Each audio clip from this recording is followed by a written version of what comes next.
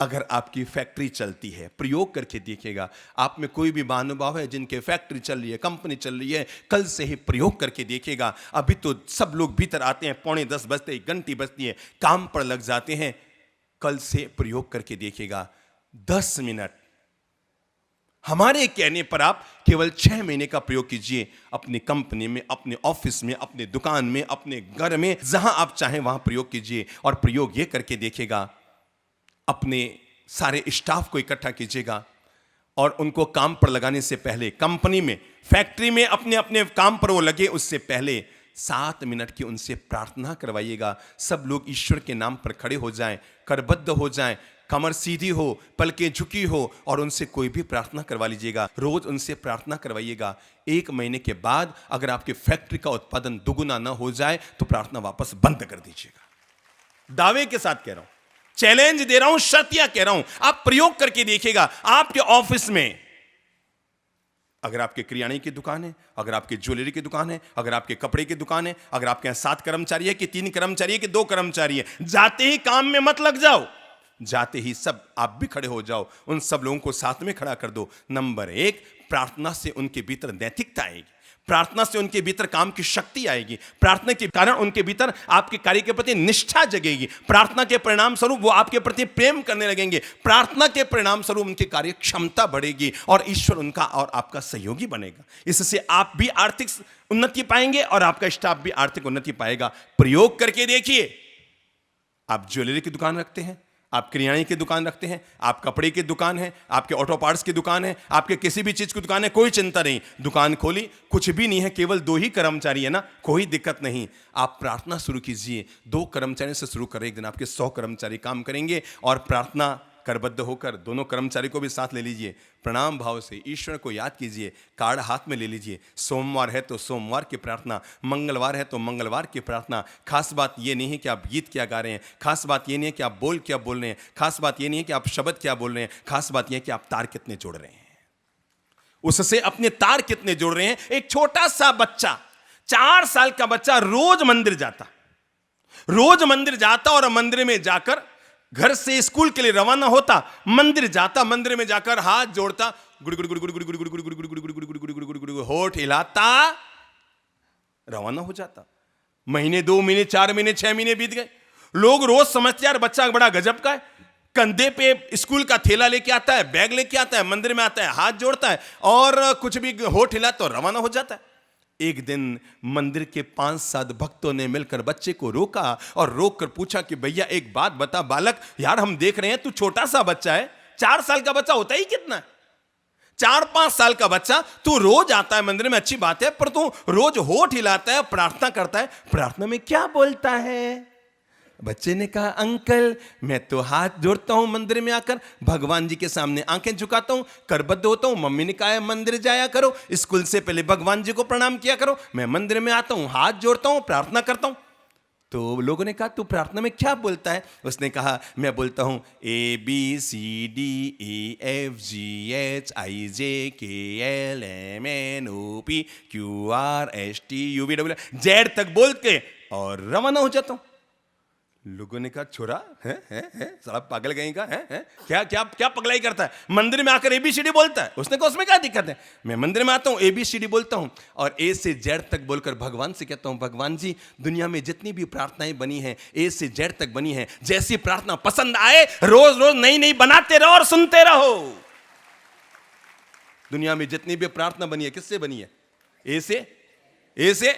ए से जेड तक बनी है। दुनिया की सारी प्रार्थनाओं का निर्माण ए से जेड तक हुआ है। तो मैं तो भगवान से कहता हूं भगवान जी इन लोगों की प्रार्थना सुन सुन के बोर हो गए हो, ये रोज वही प्रार्थना कहते हैं हे प्रभु आनंद दाता, और रोज प्रार्थना सुनते सुनते लोग तुम बोर हो गए हो भगवान।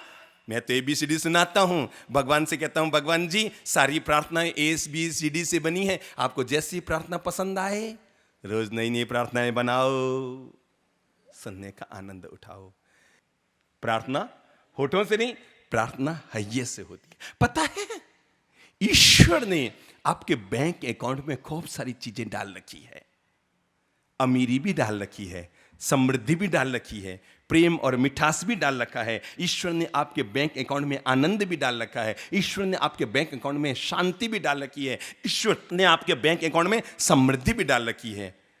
पर आप कहें तो आपका जो एटीएम है, भगवान ने जो एटीएम की मशीन भेजी हुई है नीचे, आपके खाते में भगवान ने प्रेम, शांति, समृद्धि, आनंद, मिठास, माधुर्य सब कुछ डाल रखा है।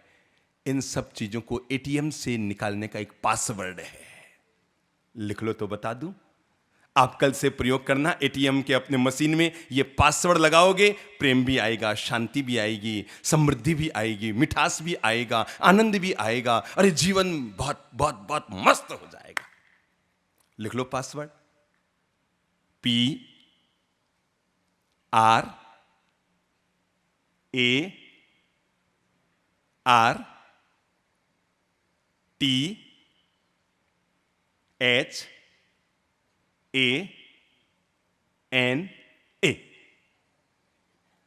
बोलो बोलो बोलो बोलो बोलो बोलो, क्या हुआ क्या हुआ क्या हुआ? पासवर्ड है। आपकी जिंदगी में भगवान ने आपके बैंक अकाउंट में खूब समृद्धि भरी है, खूब खुशियां भरी है, खूब आनंद भरा है, खूब मिठास भरा है, खूब खूब शांति भरी है, खूब खूब खूब खूब समृद्धि भरी है। पासवर्ड मैंने आपको दिया है। अभी जिन्होंने नोट न किया हो, बगल वाले से नोट कर देना और कल से इस पासवर्ड का प्रयोग करना। देखना चमत्कार, हम इस शहर को छोड़ेंगे उससे पहले ये सारी खुशियां ईश्वर आपकी झोली में भर देगा। आपको पता है, अपन रोज यहां आते हैं और आकर मंत्र पाठ करते हैं, उसके बाद क्या करते हैं? प्रार्थना करते हैं। आपको पता है अपन क्यों करते हैं? हमें पता है समय नहीं है, अपने को केवल 1-1.25 घंटा होता है प्रवचन सुनने के लिए। लोग कहते हैं साहब पता ही नहीं लगता, कैसे 1.5 घंटे आप पूरे कर देते हैं, पता ही नहीं लगता। जब आप ओम शांति कहते हैं तो पता लगता है कि हो गए 10:15 के 10:30, पता ही नहीं लगता समय कैसे बीत जाता है। ईश्वर की कृपा है, हम जब बोलते हैं ना, आप किसी भी खांसी के मरीज को लाकर यहां बैठा देना, पर अगर हमने प्रवचन देना शुरू कर दिया, 3 मिनट के बाद उसको 1 घंटे में कभी खांसी नहीं आएगी, किसी हालत में नहीं आएगी, किसी हालत में नहीं आएगी। अरे फिल्म चलता हो तो भी इंटरवल चलता है, लोग मूंगफलियां खाने जाते हैं, पानी पीने जाते हैं, सुसु करने जाते हैं। माँ की ममता पर 3 घंटा प्रवचन हुआ था। मुझे बताओ किसको सुसु हुई थी, किसको पानी याद आया था? है? किसको सुसु करने की इच्छा हुई थी, किसको पानी पीना याद आया, किसको मूंगफलियां तोड़नी याद आई थी? आदमी डूब जाता है, अंतर्मन में उतर जाता है। और जितने तन्मयता से आप सत्संग को सुनते हैं मेरे भाइयों और बहनों, उतनी ही तन्मयता के साथ, उतने ही लयलीन होकर, उतने ही तल्लीन होकर, क्योंकि परमात्मा प्रार्थना में कम, हमारी प्यास में ज्यादा है। अगर हमारे भीतर प्यास है, हमारे भीतर ललक है, हमारे भीतर अभीप्सा है। नारद से पूछा गया ईश्वर कहां है, तो भक्ति पुराण में नारद में कहा रसौ वै सह। जहां जहां मनुष्य के अंतर्मन में उसके प्रति रस है, उसके प्रति प्यास है, उसके प्रति पुलक भाव है, वहीं वहीं पर परमात्मा है। श्री अरविंद ने भगवान के लिए बहुत प्यारे शब्द का प्रयोग किया था और कहा मनुष्य के भीतर जब अभीप्सा पैदा होती है तो ईश्वर प्रकट होता है। क्या पैदा होती है? अभीप्सा पैदा होती है तो उसके भीतर ईश्वर साकार होता है, ईश्वर अपना स्वरूप लेता है। हाँ मेरे भाई, जब जब इंसान की भक्ति और प्रेम और प्रार्थना भोजन में प्रवेश कर लेती है तो भोजन फिर भोजन नहीं रहता, वो भोजन भी भगवान का प्रसाद बन जाता है। क्या है? जब आप भोजन करने बैठो ना, तो पहले प्रभु जी को याद कर लो। ऐसी आप भोजन करेंगे, सुबह खाएंगे और सवेरे वाली गाड़ी से हैं वापस।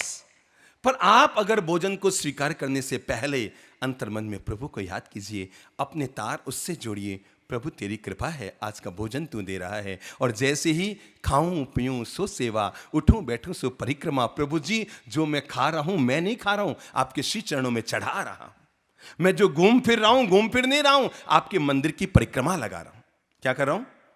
मैं जो घूम फिर रहा हूं, घूम फिर नहीं रहा हूं, आपके मंदिर की परिक्रमा लगा रहा हूं। और जब व्यक्ति इस भाव दशा के साथ कि मैं आपके मंदिर की परिक्रमा लगा रहा हूं, अपने अंतर्हृदय के तार, अपने अंतर्हृदय के भाव जब व्यक्ति भगवान से यूं जोड़ लेता है, तो जब वो भोजन करता है तो भोजन भोजन नहीं रहता। आपको पता है, भक्ति को जोड़कर, ईश्वर की प्रार्थना को जोड़कर अगर हम भोजन करेंगे तो भोजन भोजन नहीं रहेगा। क्या होगा? बोलो तो, क्या होगा? जोर से बोलो।